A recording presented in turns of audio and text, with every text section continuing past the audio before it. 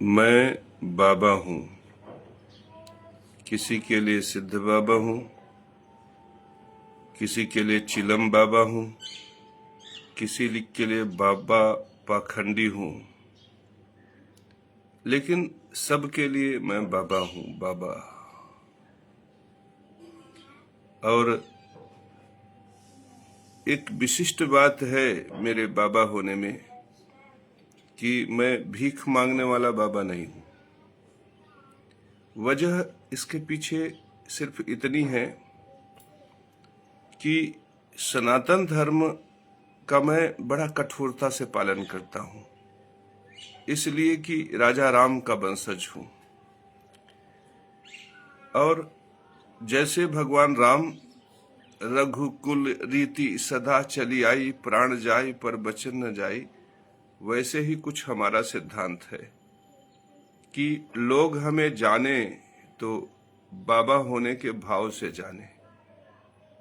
तो हमारे सनातन धर्म में पितृयज्ञ धर्म है, जिससे रोटी मिलता है और सर्वांग सुंदरी स्त्री भी मिलती है। तो इन दोनों का सेवन मैं सनातन धर्म सूत्र के अनुसार ही करता हूँ।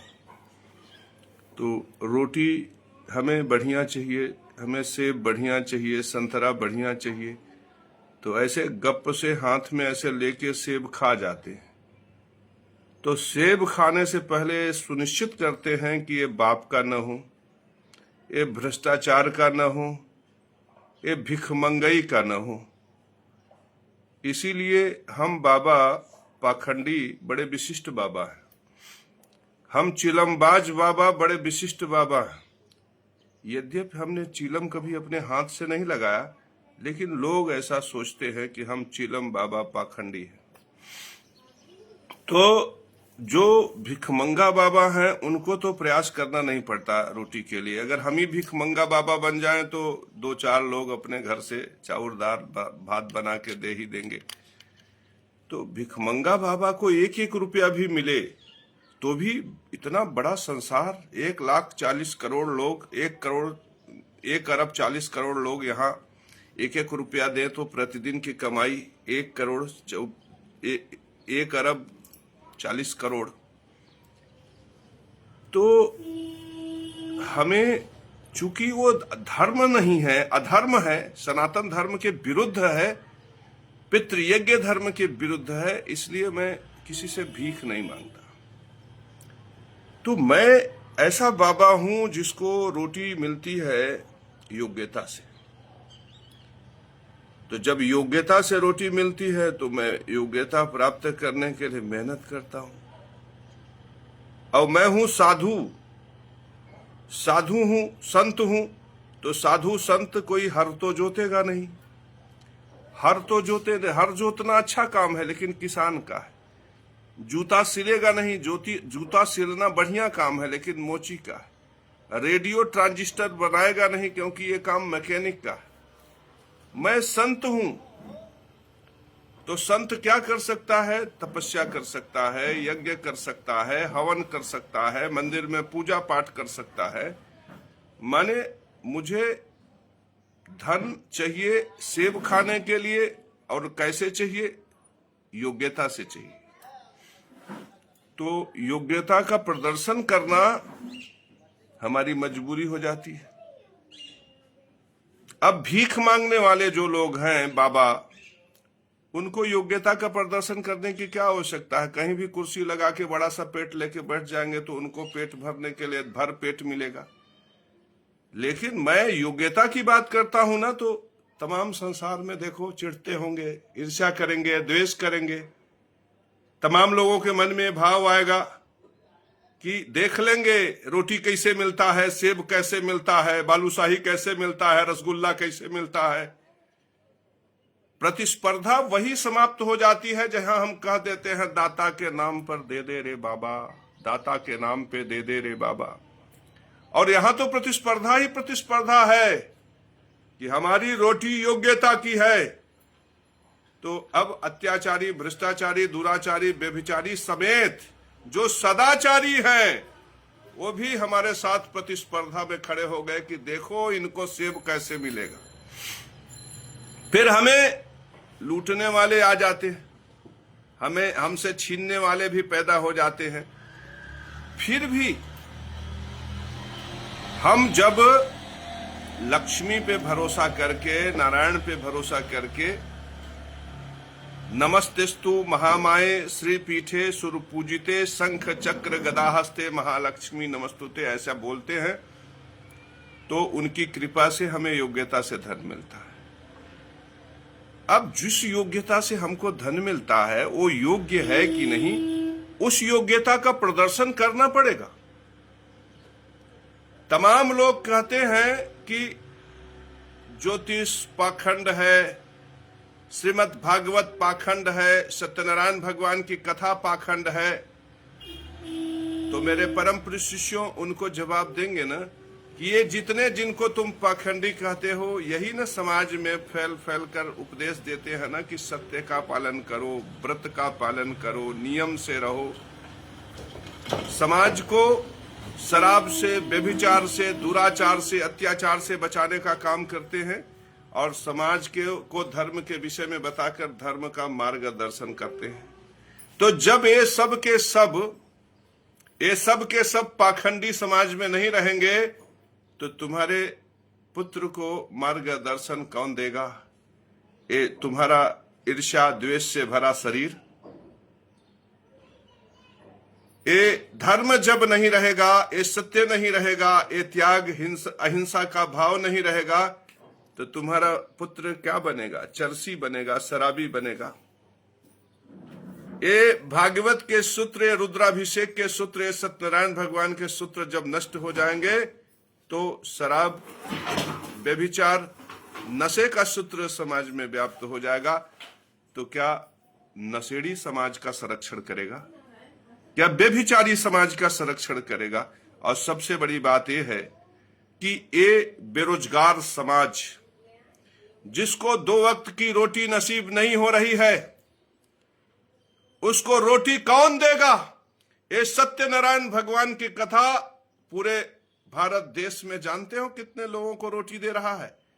ये सत्यनारायण भगवान की कथा, अगर यहां की आबादी 1 अरब 40 करोड़ है तो लगभग 20 करोड़ आबादी को, बहुत बड़ी बात मैं कह रहा हूं, सत्यनारायण भगवान की कथा लगभग 20 करोड़ आबादी को रोटी दे रहा है। ये रुद्राभिषेक लगभग 20 करोड़ आबादी को रोटी दे रहा। ये यज्ञ, ये हवन, ये पूजा, ये पाठ अगर सब मिला दो तो 40 करोड़ लोग इससे रोटी पा रहे हैं, रोजी पा रहे हैं। अभी ये बेरोजगारी की स्थिति आलम यह है कि आप 400 आरओ के पद के लिए 12 लाख लोगों ने आवेदन किया। 12 लाख कितनी बड़ी, मात्र 65,000 की नौकरी। 400 पद के लिए 12 लाख लोगों ने आवेदन किया। और जब ये पाखंड बंद हो जाएगा, माने सत्यनारायण भगवान की कथा, रुद्राभिषेक, रुद्री, यज्ञ, हवन और श्रीमद् भागवत की कथा, ये सब पाखंडी बंद हो जाएंगे। ये सब पाखंडी मुंह सिर लेंगे, इनका पाखंड बंद हो जाएगा तो 40 करोड़ बेरोजगार सड़क पर फिर घूमने लगेंगे।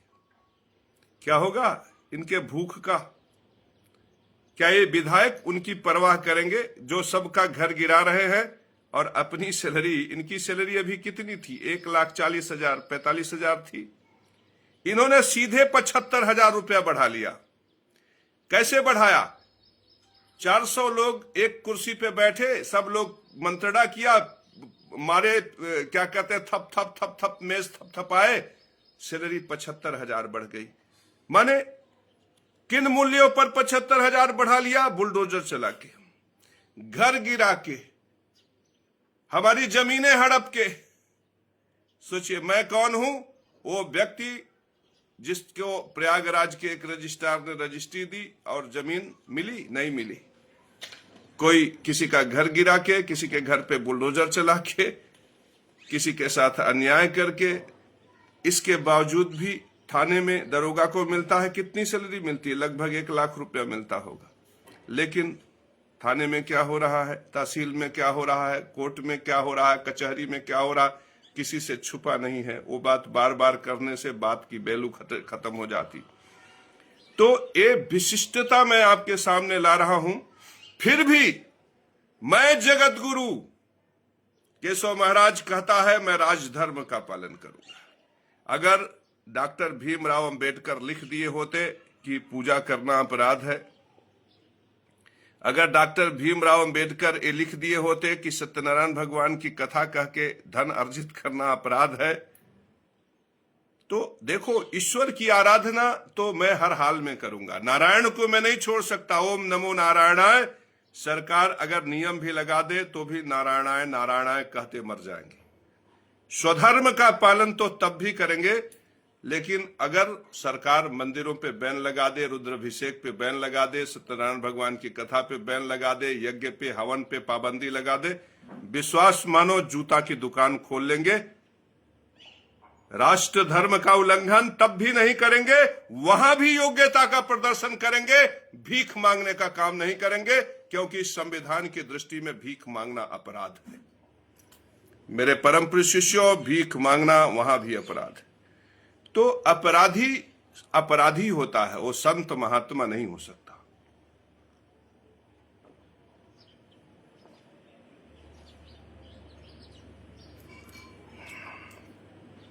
तो मेरे परम प्रिय शिष्यों, शत्रु हमारे भी हैं। ये शत्रु जो मुझसे कहते हैं चिलमबाज है, जो कहते हैं नशेड़ी है, गजेड़ी है, जो कहते हैं पाखंडी है, इनको भी जवाब देने के लिए सूत्र होना चाहिए। तो योग्यता का भी प्रदर्शन होना चाहिए। कल को हमारे यहां एक हवन होता है, अमृत हवन। अमृत हवन में लगभग 2000 रुपया सामान का लगता है और 2100 रुपया दक्षिणा, 4100 रुपए की पूजा लोग कराते हैं। 4100 रुपए की पूजा लोग कराते हैं, जिसका नाम है अमृत हवन। इसी तरह से हमारे यहां होता है एक भैरवी अनुष्ठान, जिसमें त्रिपुर सुंदरी, भैरवी, खोड़सी, त्रिपुर सुंदरी, खोड़सी और बगलामुखी, इन 3 देवियों की पूजा होती है, जिसे हम भैरवी अनुष्ठान बोलते हैं। इस भैरवी अनुष्ठान में 2-3 दिन लगातार हवन होता है और यह पूजा भी लगभग 4100 रुपए का पड़ता है। तो इनकी स्थिति क्या है, ये क्या प्रभावशाली है क्या नहीं है, इसका भी प्रदर्शन हमें करना पड़ता है। हम फेसबुक प्लेटफॉर्म में केवल फेसबुक प्लेटफॉर्म पर केवल तुम्हारा मार्गदर्शन नहीं करने आते। तुम्हारा मार्गदर्शन तो तुम्हारा अपना व्यक्तिगत स्वार्थ है कि धर्म का पालन करोगे, विधि पूर्वक का पालन करोगे तो नोट हम नहीं देंगे, नवग्रह देंगे। तुम अगर यज्ञ से पहले विधि पूर्वक सुनिश्चित करोगे तो ब्राह्मण तुम बनोगे। यज्ञ से पहले विधि पूर्वक का पालन करोगे तो नवग्रहों से 50 तोले का सोना, 50 तोले का जंजीर तुमको मिलेगा। तुम दिखाओगे दुनिया को 50 तोला, 50 तोला, 50 तोला। मैं दिखाने नहीं जाऊंगा। तो जैसे ये विधि पूर्वक, ये यज्ञ धर्म, ये सनातन धर्म तुम्हारे लिए हितैषी है, उसी तरह से हमारे लिए हितैषी है। गुरु व्यक्ति को आकाश देता है, आकाश देता है मेरे परम प्रिय शिष्यों गुरु। तो सनातन धर्म सूत्र को मैंने समझा, तुमको बांटा, तो मैंने किसका काम किया? गुरु का काम किया। तो गुरु मुझे सैलरी देंगे। आज मेरे परम प्रिय शिष्यों, 2.5 लाख से 3 लाख रुपया महीना मुझको सैलरी तुम नहीं देते। तुम्हारा काम किए होते तुम हमसे बेईमानी कर लेते। सरकार का काम किए होते, सरकार एक शिक्षक 80,000 महीना पाता है, एक शिक्षा मित्र 12,000 रुपया महीना पाता। सरकार तो ट्रिक लगाता है, शिक्षा मित्र से लूट लेता है और अपने विधायक को 1,45,000 सैलरी थी, 2,75,000 कर दिया। मेरे परम प्रिय शिष्य, सुन के अच्छा लगा? अच्छा लगा? तुम्हारे कलेजा को ठंडा लगा? 2,75,000 सुने होंगे, सीने में आ गया होगा कि अरे अरे अरे, जिसको तुम इसलिए चुनकर भेजे, अब वो 2,75,000। अब इससे कुछ परिवर्तन नहीं होगा। फॉर्च्यूनर की जगह BMW कार से चलने लगेंगे। देवताओं को मारने वाला जो शस्त्र है और मजबूत हो जाएगा। एयर कंडीशन से निकलने वाले क्लोरोफ्लोरोकार्बन की मात्रा बढ़ जाएगी और कमोड जो है, जिस पर बैठकर शौच क्रिया होती थी, अब जुगाड़ लगा लेंगे लेट कर करने का। मेरे परम प्रिय शिष्यों, इससे ज्यादा कुछ नहीं होगा। जिनकी सोच कमोड तक जाती है तो उसमें बहुत करेंगे, एसी लगवा लेंगे। शौचालय में बहुत करेंगे, एसी लगवा लेंगे। फॉर्च्यूनर की जगह BMW कार ले लेंगे। वो थोड़ी केशव महाराज की तरह लक्ष्मी नरसिंह मंदिर का निर्माण कराएंगे। उनके मन में तो भरा है कि मंदिर में क्या रखा है।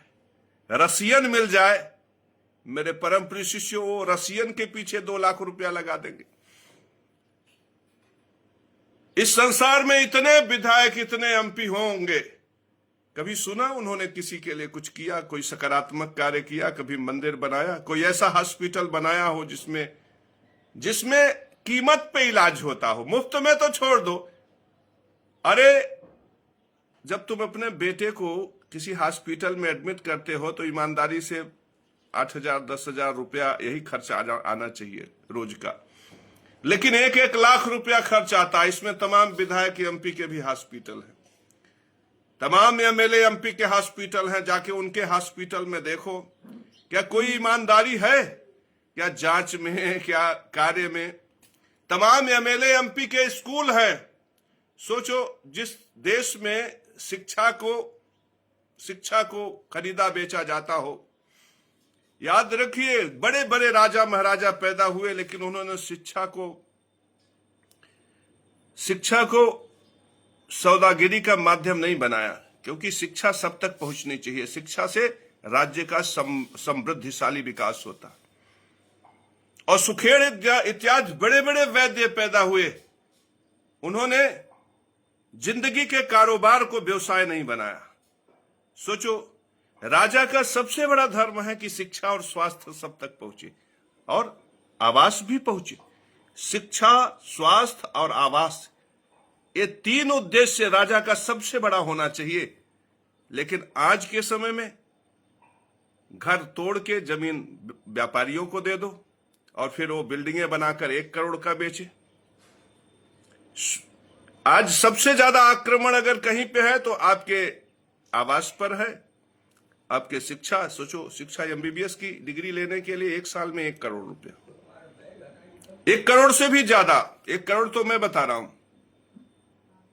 शिक्षा, स्वास्थ्य और आवास, सोचो, ये मजबूरी के व्यवसाय हैं। ये मजबूरी का व्यवसाय किया जा रहा है, लोगों को उजाड़ा जा रहा है, इसलिए कि वो 1 करोड़ का घर खरीदे। बाप का मुर्दा नहीं देंगे, 7 लाख जमा करो। बेटे का मुर्दा नहीं देंगे, 10 लाख जमा करो। रावण क्या इतना बुरा था? अपने हृदय पे ऐसे हाथ रख के पूछो कि क्या इतना बुरा रावण हो सकता है? क्या इतना बुरा कंस हो सकता है? हमने विरोचन और बलि की कहानियां पढ़ी हैं, हमने महिषासुर और अघासुर की कहानियां पढ़ी हैं, हमने लवड़ासुर की कहानियां पढ़ी है। क्या ये लोग इतने बुरे थे? सोचो, जो हमारे यहां असुर रहे हैं, जिनकी कहानियां पढ़ पढ़ के हम बड़े हैं कि रावण का हम लंका जला देंगे, कंस का हम मथुरा उजाड़ देंगे, जिन कहानियों को पढ़ पढ़ के हम बड़े हुए हैं, उनके यहां भी ये व्यवसाय नहीं होता था। सोचो, कंस को पीछे छोड़ देने वाले, रावण को पीछे छोड़ देने वाले, उनको भी कुछ लोग कहते हैं कि ये हनुमान है, ये भगवान राम है। मेरे परम प्रिय शिष्यों, ऐसे परिवेश में सनातन धर्म का पालन बहुत कठिन हो जाता है। यहां पर एक वो संपन्न है जो भीख मांगता है, वो कहता है फला भ्रष्टाचारी भगवान है। भीख मंगे की ताकत सिर्फ इतनी है कि वो फला भ्रष्टाचारी को भगवान बोलता है, और भ्रष्टाचारी की सबसे बड़ी ताकत है वो हमें लूट लेता। हमें लूट लेकर हमें लूटेगा, फिर मेज थपथपाएगा, फिर कहेगा आज से हमारी सैलरी 2,75,000 महीना। ऐसे परिवेश में हमारे जैसे लोगों को ये जो सेब का पितृयज्ञ है ना, इस पितृयज्ञ धर्म का पालन करने के लिए योग्यता का प्रदर्शन करना पड़ता है। तो मेरे परम प्रिय शिष्यों, इसी योग्यता के प्रदर्शन में रुद्र यमल तंत्र के अनुसार हमारे अमृत हवन में भी वो मंत्र शामिल है। उस मंत्र की विशिष्टता मैं तुमको बता रहा हूं। तुम्हारे घर को अक्सर लोग बंदिश करा देते हैं, बंदिश गलत शक्तियों से बात देते हैं। तुम्हारे घर में ऐसा बंदिश कर देंगे, 4 दुकानें अगल बगल, सब पे भीड़ लगी हुई है, तुम्हारे दुकान पर चवन्नी कोई नहीं दे। सोचो कितना बड़ा आश्चर्य। हमने ऐसे ऐसे दुकान देखे हैं कि उसमें करोड़ों रुपए का माल भरा हुआ है, और ऐसा भी नहीं कि वो लूट रहा है, दाम भी रियल। अब बगल में दुकान में 25 लोग बैठे हैं, बगल में 20 लोग बैठे हैं, उसके दुकान में सन्नाटा। मेरे परम प्रिय शिष्यों, बंदिश, गर्भ बंधन, मेडिकल रिपोर्ट में जांचें आ रही है पूरी एकदम सही, गर्भाशय normal, ureter normal, ovary normal, seminal vesicles normal, ओब्यूक्यूलर वेसिकल्स नॉर्मल, सब ओबिडक्ट नॉर्मल, सारी चीजें नॉर्मल। बेटा नहीं हो रहा, गर्भ बंधा हुआ है। पूरे परिवार के लोग जवान हुए, जवान, एकदम मस्त, खून झलक रहा है। और स्थिति क्या है? कोई वहां खटिया पे लेटा है, कोई वहां खटिया पे लेटा है, कोई वहां, महतारी परेशान, रोटी कहां से आए, और उठ के भैया कुछ नौकरी चाकरी। अब महतारी कह रही भैया कुछ नौकरी चाकरी करो। हट नहीं, अभी जूता से मारब तो के। ये महतारी के लिए शब्द है। आपको देखना हो तो चले जाओ, ये बुद्धिजीवी समाज में तमाम घरों में कहानी मिल जाएगी। हट नहीं तो के जूता से मारब। अब तक हमारे सामने दिखाए मत, हमारे आंखें के सामने मत पड़े तो के देखी था तो हमार खून खौले लगा था। ऐसे ऐसे डायलॉग पुत्र का अपने पिता के लिए, अपने माता के लिए, ये आपके भी घरों में हो सकता है। ये बंदिशें इसलिए हैं क्योंकि नकारात्मकता ने तुमको घेर रखा है। विचार की नकारात्मकता भी बहुत बड़ी चीज होती है। विचार की नकारात्मकता इस मीडिया ने फैलाया चारों तरफ। देखो बेरोजगारी व्याप्त हो गई, और ऐसी बेरोजगारी सोचो, 400 पद के लिए 12 लाख आवेदन। आश्चर्य है इस बात को लेकर। हमें अभी तक, पहले भी मिलिट्री इत्यादि के एग्जाम आया करते थे, लेकिन 12 लाख, सोचो 12 लाख आवेदन, आश्चर्य है। 65,000 रुपए की नौकरी, सोचो। पूरी और कचौड़ी बटने की कतार हो, पूरा देश खड़ा हो जाए एकदम ऐसा। सोचो 400 पद के लिए 12 लाख। तो मेरे परम प्रिय शिष्यों, तुम्हें भी पराशक्तियों में भरोसा करना चाहिए। याद रखिए, ये सब चीजें ब्रह्मांड में घटित हो रही, इन सब का नियंत्रण ब्रह्मांड का है। इसी ब्रह्मांड ने, जो नारायण स्वरूप में व्याप्त है, इसी ब्रह्मांड ने किसी को मंत्री बनाया, किसी को मुख्यमंत्री बनाया, और किसी को बेरोजगार बनाया। तुम भाई से लड़ना नहीं चाहते थे, लेकिन आज भाई बैरी है। तुम महतारी की सेवा करना चाहते थे, लेकिन आज महतारी बिना सेवा के, उपेक्षा के मर गई, और तुम उसकी काठ की चिता के सामने रो रहे हो। तुम्हारा बाप तुम्हारे साथ रहना चाहता था, लेकिन तुम वृद्धाश्रम में भेज दिए। तुमने क्या पहले से प्लानिंग की थी कि तुम अपने बाप को वृद्धाश्रम में भेजोगे? तो ये घटनाएं सब इसी ब्रह्मांड से घटित हो रही। इसका मतलब तुम्हारा नियंत्रण कोई कर रहा। जो तुम्हारा नियंत्रक है, तुम उसको हाथ जोड़ो, उसे जानो कि तुम्हें ये ब्रह्मांड नियंत्रित कर रहा। ये ब्रह्मांड ओमकार शब्द अक्षर ब्रह्मा का नाद स्वरूप में जहां तक है, वहां तक ब्रह्म है। और नमः, उसको प्रणाम करो, स्वास्थ्य वाचन, उसकी प्रतिष्ठा करो, उसकी प्रशंसा करो। ये सूरज, उसको समझो कि यही प्रकाश जब गुरु के आकाश में व्याप्त हो जाता है तो गुरु ज्ञानी हो जाता है। और वही प्रकाश जब वनस्पतियों में प्रविष्ट करके सेब का फल प्रकट होता है, तो वही प्रकाश में सेब के फल के रूप में इसे गचर गचर खा के बलवान हो जाता हूं। देखो भुजाएं देखो, पर्सनालिटी देखो, सीना देखो। मेरे परम प्रिय शिष्यों, जगत गुरु केशव महाराज पैदा हो जाता। किसने किया जगत गुरु केशव महाराज को पैदा खड़ा किया? सूरज के इस प्रकाश ने। इस प्रकाश को किसने प्रकट किया? नारायण ने। और जब मैं कहता हूं कि मेरे गुरु नारायण है, तो जो अल्प ज्ञानी हैं, जो अज्ञानी हैं, जो मूढ़ हैं, वो कहते हैं कहां से आए थे? गधा पे चढ़ के आए थे कि घोड़ा पे चढ़ के आए थे? तुम तो गवाही दे सकते हो ना, तुम भी गवाही नहीं देते, उस समय तुम भी मौन हो जाते हो। और इस पर एक बड़ा बहस छिड़ जाता। ये मीडिया वाले शुरू कर देते हैं कि जगत गुरु बन गया केशव महाराज, साक्षात नारायण ने दिया उसको मार्गदर्शन, गदहा पे चढ़ के आए थे कि घोड़ा पे चढ़ के आए थे। आज इसी पर होगा डिबेट। बताओ, ये देखिए महंत महामंडलेश्वर आए हैं, ये बताएंगे कि केशव महाराज को नारायण ने शिक्षा कैसे दिया, गदहा पे चढ़ के कि घोड़ा पे चढ़ के। अब 1 घंटा डिबेट होगा कि गदहा पे चढ़ के नहीं आए होंगे, घोड़े पे आए होंगे। कोई कहेगा नहीं, गधा घोड़ा दोनों पे नहीं आए होंगे, कुत्ते पे चढ़ के आए होंगे। तो कोई कहा होगा कि झपट्टा मारने बिल्ली पे चढ़ के आए होंगे। तो कोई बुद्धिमान शालीन रहेगा, शालीन बाबा आएगा, कहेंगे नहीं वो कबूतर पे चढ़ के आए होंगे। तो कोई कहेगा नहीं वो बड़े चंचल स्वभाव के हैं, खरहा पे चढ़ के आए होंगे। तो मेरे परम प्रिय शिष्यों, ऐसे ही तुमने गुरु बना लिया, ऐसे ही तुमने जगत गुरु बना लिया, ऐसे ही तुमने मंडलेश्वर बना लिया, ऐसे ही तुमने महामंडलेश्वर बना लिया, और उनके रोटी का साधन तुमने भीख सुनिश्चित कर दिया।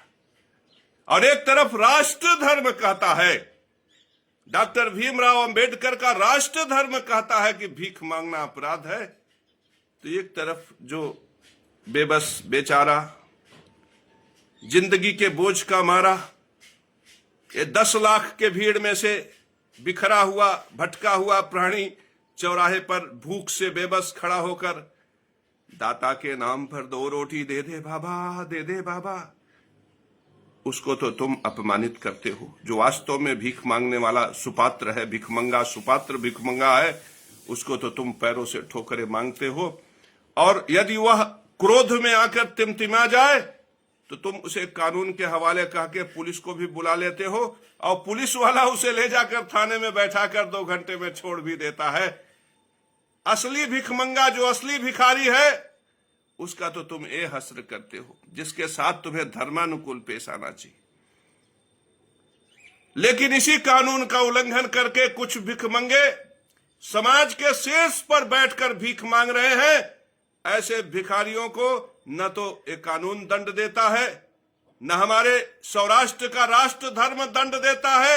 इन्हें कोई जेल नहीं भेजता मेरे परम प्रिय शिष्यों, इन्हें कोई जेल नहीं भेजता, बशर्ते इन भीख मांगने वाले भिखमंगों को धर्म गुरु सुनिश्चित कर दिया जाता।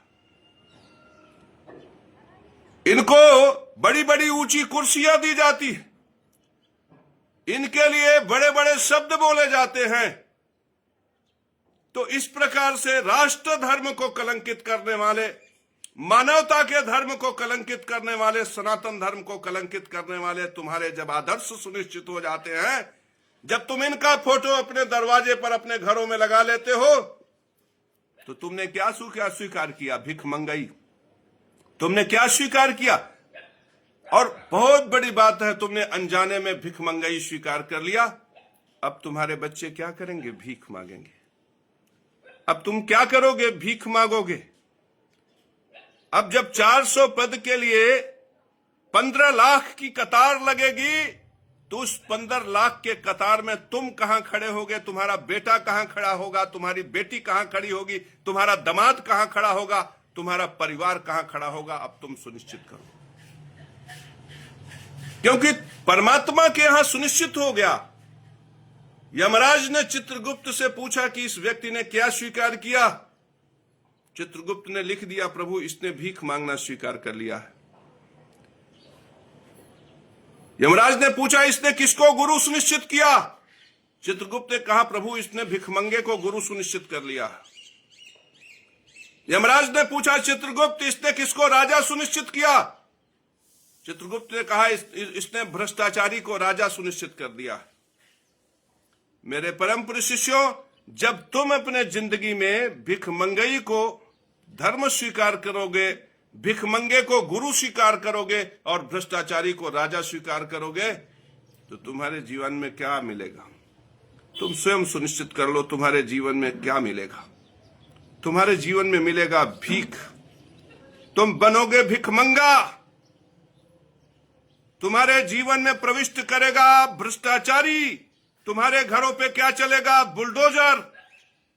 और जब नौकरी रोजी रोजगार की बात आएगी तो 10 लाख की भीड़ में किसी जगह तुम्हारी बेटी खड़ी होगी, कहीं तुम्हारा बेटा खड़ा होगा, कहीं तुम्हारी पत्नी खड़ी होगी, कहीं तुम खड़े होगे। इस सत्य को तुमने स्वीकार किया है और आज उसी की पात्रता से तुम डरे हुए हो। मेरे परम प्रिय शिष्यों, आज तुम भिखमंगे हो, भिखमंगई की योग्यता प्रकट करते हो। मैं भिखमंगा नहीं हूं, मैं जगत गुरु केशव महाराज हूं। मैं योग्यता की रोटी खाता हूं और योग्यता का प्रदर्शन करने आया हूं। तुम कहते हो ना कि यज्ञ से क्या फायदा, हवन से क्या फायदा, तुम कहते हो ना कि मंत्र से क्या फायदा, तो आजमाना हमें, हमारे मंत्रों को आजमाना, हमारे पूजा पद्धति को अपना आजमाना। तुम कहते हो ना कि ये पूजा लक्ष्मी नारायण मंदिर में नहीं हो सकता, इस पूजा के लिए काशी में जाना पड़ेगा। तुम कहते हो ना इस पूजा के लिए मथुरा में जाना पड़ेगा, इस पूजा के लिए गया में जाना पड़ेगा। मैं कहता हूं हमारी लक्ष्मी नारायण की मंदिर की पूजा सर्वश्रेष्ठ पूजा। न काशी, न प्रयाग, न गया, न हरिद्वार। जगत गुरु केशव महाराज यदि पुरोहित हो तो लक्ष्मी नारायण मंदिर में जो पूजा होती है वह सर्वश्रेष्ठ है। इस श्रेष्ठता को सुनिश्चित करने के लिए जगत गुरु केशव महाराज यहां उपस्थित है, क्योंकि वह धंधा करता है धर्म का, वह रोटी के लिए धर्म को साधन सुनिश्चित करता है, भ्रष्टाचार को साधन सुनिश्चित नहीं करता। वह रोटी के लिए भीख मांगने को साधन सुनिश्चित नहीं करता। नो भिखमंगई का धंधा, नो बेगरी, नो भ्रष्टाचार, no corruption, only honesty, only ईमानदारी। तो मेरे परम प्रिय शिष्यों, तुम आजमाओ मेरी कला को, मेरी क्षमता को, मेरी प्रतिभा को। परई मिलती है मिट्टी की, मिट्टी की उसे साफ कर लो कायदे से। एक परई लो, उसमें गाय के गोबर की उपली जला लो।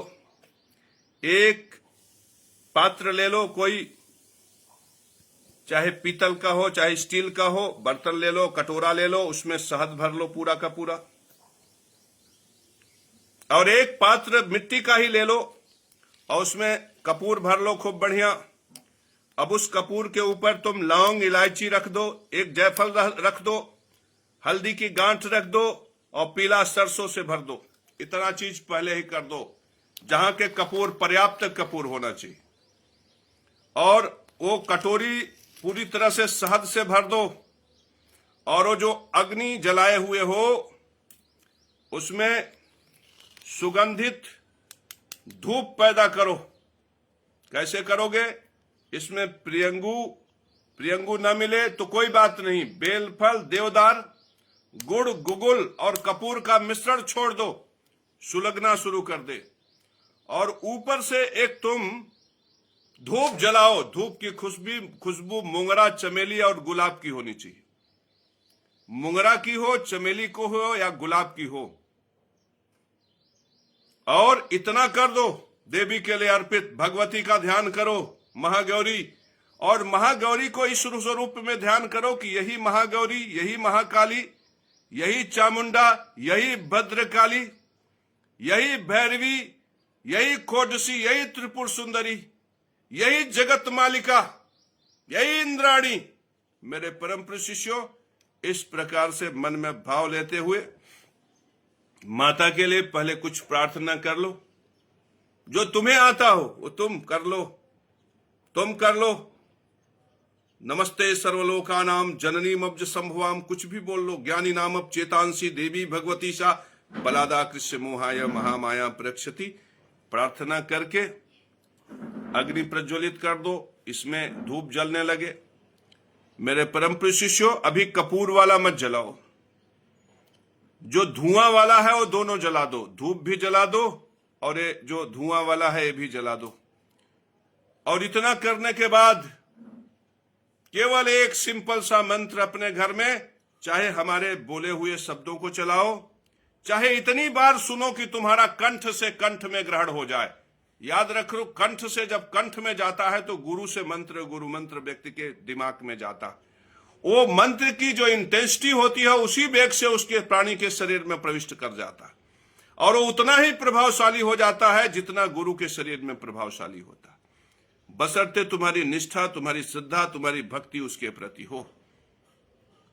तो बस कुछ नहीं करना है, हमारा वीडियो खोलो और इस मंत्र को चलाओ अपने घर में। बंदिशों को काटने का इससे बड़ा कोई मंत्र नहीं। चाहे आपके कपड़े की दुकान पे बंदिश हो, चाहे आपके घर में बंदिश हो, चाहे परिवार में बंदिश हो, चाहे व्यक्ति के कोख में बंदिश हो, चाहे पैर में बंदिश हो, अर्थात यदि आप जड़ हो गए हो और आप में चैतन्यता खत्म हो गई हो, तो जड़ को नष्ट करके चैतन्यता को जागृत करने का एक महान मंत्र है। इस मंत्र को देवी अस्त्र मंत्र बोलते हैं। कुछ नहीं करना है मेरे परम प्रिय शिष्यों, फिर शुरू हो जाना है। हम बोल रहे हैं, धीरे धीरे बोलेंगे। तुम इसे चाहो तो धीरे धीरे करके इसका स्मरण करना, तुम्हें याद हो जाएगा और तुम्हारे लिए उतनी बड़ी सुरक्षा कवच होगा। भ्रष्टाचारी सुरक्षा का तुम्हें आश्वासन देता है ना, लेकिन सुरक्षा नहीं कर पाता। तुम्हारे घर, तुम्हारे मकान, तुम्हारे जमीन जायदाद की सुरक्षा का आश्वासन कहता है ना, जहां झुग्गी वही मकान। वादा करता है और वादा करते समय राम की दुहाई देता है, कृष्ण की दुहाई देता है, हरिश्चंद्र की, महाराजा पृथु की दुहाई देता है कि मैं सनातनी हूं, मैं तुम्हें वचन देता हूं, जहां झुग्गी वही मकान। उस वचन की मर्यादा भी तुम्हारा घर नहीं बचा पाता, दूसरे दिन तुम्हारे घर पे बुलडोजर चल जाता, उसको सफल होते ही तुम्हारे घर में बुलडोजर चल जाता। लेकिन जो तुम्हें यहां से मिला, विश्वास मानो परमात्मा से नहीं मिलेगा। मैं जगत गुरु हूं, मैं गारंटी ले रहा हूं कि तुम परमात्मा पे भरोसा करोगे, परमात्मा तुम्हारे भरोसा पे खरा उतरेगा। तो मेरे परम प्रिय शिष्यों, सब सजा लो। सजाने के बाद धूप जला दो और वो अग्नि में जो धुनी है, धूप और धुनी जला दो। धूप और धुनी, धूम्र और धूप, ये माता को बहुत प्रिय है, बहुत प्रिय है। माता को आनंद आ जाता। अब उसके बाद शुरू हो जाओ।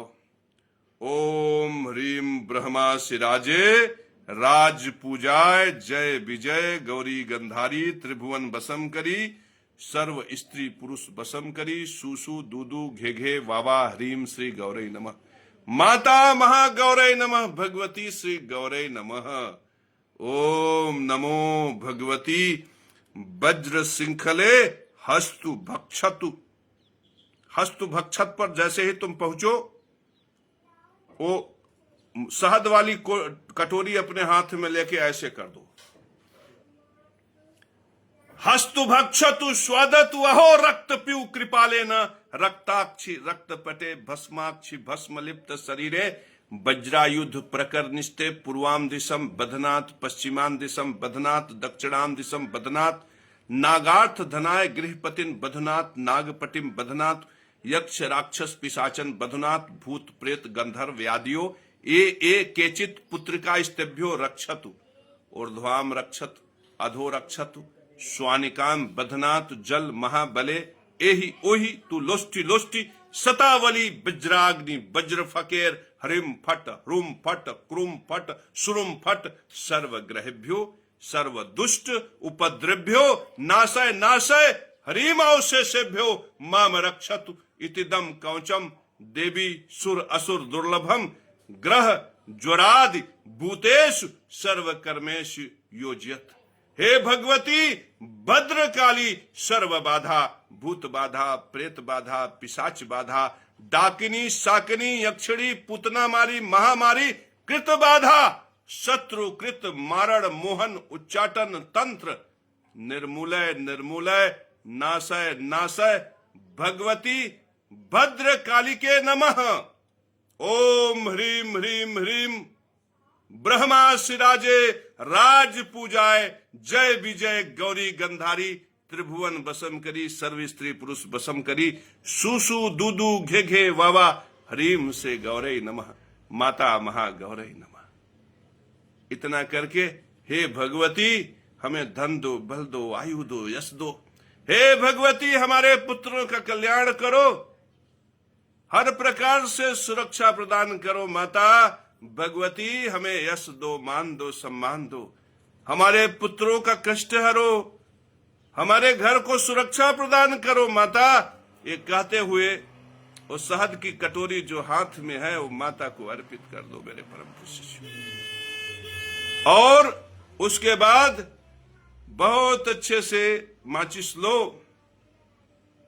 और भगवती से कहो कि ओम एम ह्रीम क्लीम चामुंडाय विच्चय, ओम ग्लौंग हुं क्लिंग जुंग सह ज्वालय ज्वालय ज्वल ज्वल प्रज्वल प्रज्वल, हंग संग लंग छंग फट स्वाहा, नमश्चंडिकाय नमश्चंडिकाय नमश्चंडिकाय 3 बार बोलकर तुम जो कपूर रखा हुआ पूरा का पूरा माल मोटाल बनाए हो वो अग्नि में अर्पित कर दो। और माता से कहो कि हे माता, यह अनंत ब्रह्मांड ही तुम्हारा स्वरूप है, तुम्हारे माध्यम से इन देवताओं को पोषित करने का कार्य मैं कर रहा हूं, प्रकृति को पोषित करने का कार्य मैं कर रहा हूं। हे भगवती, ये अग्नि से जो प्रकट है उस भाग को समस्त देवी देवता ग्रहण करें और बदले में मुझे धन दे, बल दे, आयु दे, यश दे, हमारा हर प्रकार से कल्याण करे। तुम इसे आजमाना, इसे आजमाने के बाद ये तुम्हें लगे कि इसमें कुछ बल है, जगत गुरु में कुछ योग्यता है, तो तुम दौड़ पड़ना, लखनऊ से दौड़ पड़ना, गया से दौड़ पड़ना, चित्रकूट से दौड़ पड़ना, हरिद्वार से, और आना हमारे लक्ष्मी नारायण मंदिर में। विश्वास मानो मैं तुम्हारे लिए पुरोहित बनूंगा।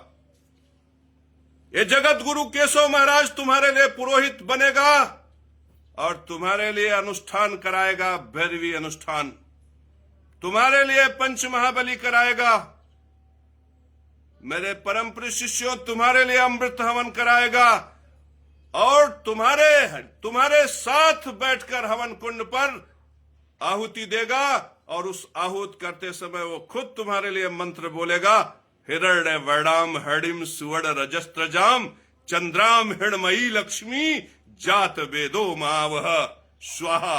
और तुम घृत से आहुति देना मेरे परम प्रिय शिष्यों। अगर तुम्हें मुझ जगत गुरु में तुम्हें योग्यता समझ में आए तो यज्ञ के लिए तुम मुझे निमित्त करना, मुझे पुरोहित बनाना। मैं योग्य पुरोहित, यज्ञ से पहले विधि पूर्वक की प्रतिष्ठा करने वाला संसार का सर्वश्रेष्ठ ब्राह्मण, मैं जगत गुरु केशव महाराज अपना परिचय दे रहा हूं, अपनी योग्यता का परिचय दे रहा हूं। यदि संसार में किसी को लगे कि मैं उसके लिए योग्य पुरोहित हो सकता हूं तो वो मुझे पुरोहित सुनिश्चित करे। यज्ञ से धन की वृष्टि होगी, मैं तुम्हें भरोसा दिलाता हूं कि यह धन धर्म में खर्च होगा, यह धन मंदिरों के निर्माण में खर्च होगा, यह सनातन धर्म की प्रतिष्ठा में खर्च होगा, यह नव नूतन निर्माण में खर्च होगा। मेरे परम प्रिय शिष्यों, इस बात का भरोसा मैं तुम्हें दिलाता हूं और विश्वास रखो, मैं जो तुमसे कहूंगा वही करूंगा। मैं वो नहीं हूं जो झुग्गी जहां वही मकान, उस सूत्र से मुझको मत जोड़ना। वो झुग्गी जहां मकान, उस सूत्र से जोड़कर तुम मुझे मत देखना और तुम मुझे यह भी मत समझना कि मैं तुमसे भीख मांगूंगा। मैं स्पष्ट कर देना चाहता हूं कि मैं भ्रष्टाचारी नहीं हूं, मैं भिखमंगा नहीं हूं, मैं जगत गुरु केशव महाराज हूं, मैं जगत गुरु केशव महाराज हूं, मैं जगत गुरु केशव महाराज हूं। इस संसार का सर्वश्रेष्ठ ब्राह्मण, इस संसार का सर्वश्रेष्ठ मार्गदर्शक, इस संसार का सर्वश्रेष्ठ मनुष्य, इस संसार का सर्वश्रेष्ठ ईमानदार, मेरे परम प्रिय शिष्यों, मेरा शरीर ही अपने आप में प्रतिष्ठा के लिए मानदंड है और मेरी वाणी ही सनातन धर्म है। मेरे परम प्रिय शिष्यों, मेरी वाणी ही सनातन धर्म है और इससे जो सूत्र प्रकट हो रहा है वही सनातन धर्म सूत्र है। और इसे सार संक्षेप में तत्व दर्शन मीमांसा में एक शब्द में मैं संसार से यही कहूंगा कि यज्ञ से पहले विधि पूर्वक की प्रतिष्ठा ही सनातन धर्म है। यज्ञ से पहले विधि पूर्वक ही सनातन धर्म सूत्र है और यज्ञ से पहले विधि पूर्वक की प्रतिष्ठा करने वाला संसार का सर्वश्रेष्ठ ब्राह्मण है। और यज्ञ से पहले विधि पूर्वक की प्रतिष्ठा की रक्षा करने वाला संसार का सर्वश्रेष्ठ क्षत्रिय है। रोटी के धर्म में यज्ञ से पहले विधि पूर्वक का पालन करने वाला संसार का सर्वश्रेष्ठ वैश्य है। रोटी स्थापना में, धर्म की स्थापना में विधि पूर्वक की प्रतिष्ठा के लिए निरंतर उसकी सेवा में जो रत है वही शूद्र है। मेरे परम प्रिय शिष्यों, संसार का सर्वश्रेष्ठ शूद्र ही संसार का सर्वश्रेष्ठ ब्राह्मण हो सकता है, संसार का सर्वश्रेष्ठ क्षत्रिय हो सकता है, संसार का सर्वश्रेष्ठ वैश्य हो सकता है। मेरे परम प्रिय शिष्यों, परमात्मा के इन्हीं सूत्रों के साथ नारायण स्वरूप इस अनंत ब्रह्मांड में मैं आप सभी लोगों को प्रणाम करता हूं। सर्वत्र नारायण ओमकार शब्द अक्षर ब्रह्मा का नाद स्वरूप में जहां तक है वहां तक ब्रह्म है, वहां तक नारायण है। और आप सबकी वंदना के लिए मैं यही कहूंगा, त्वमादिदेव पुरुषः पुराण त्वमस्य विश्वस्य परम निधामम विद्या सविद्यम च परम च धाम त्वया ततम विश्वमनंत रूपम। जय श्री राम, जय श्री राम, जय श्री राम।